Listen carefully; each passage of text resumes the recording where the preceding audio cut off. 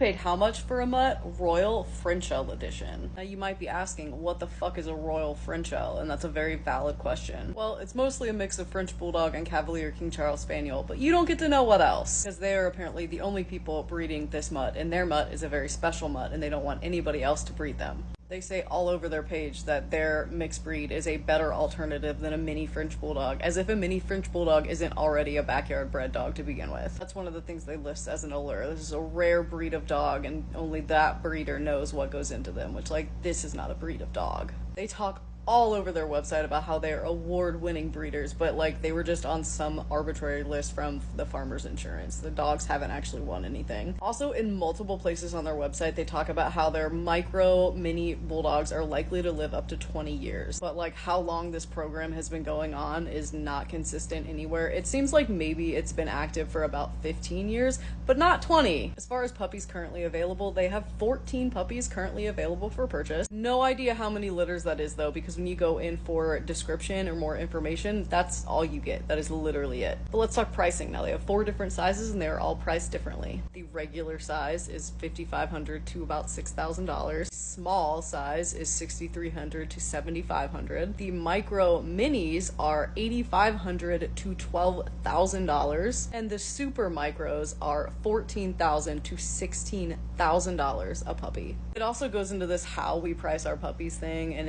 it's kind of all just like bare minimum care that you would expect a breeder to take when they are breeding puppies. And a lot of these things are mentioned in like more than one spot, so they're really just trying to make it seem like they're doing a lot of things. But one thing that's nowhere to be mentioned is health testing the adult dogs or proving them in any way. In fact, nowhere on their website can you find any information about the dogs they have that they used to breed. You can, however, find some adult photos on their website. However, it's not clear whether these are their adults that they used to breed or if these are just ones owned by people who have purchased puppies. And despite the fact that they've been doing this for apparently 15 years, the only thing that these dogs have in common is that they look vaguely like French Bulldog mixes. There's no even attempt at a breed type here. So to claim this as a breed when it's so variable is laughable. Like, come on. Surprise, surprise, MLM Paw Treat makes an appearance here. They offer financing on their puppies, which I guess when you're charging 16 grand for a puppy, you have to do that. They advertise them not even just as hypoallergenic, but as non-allergenic. Now, they talk in a couple of places about how their dogs are 10 times less likely than French Bulldogs to have these issues, which when this is what French Bulldogs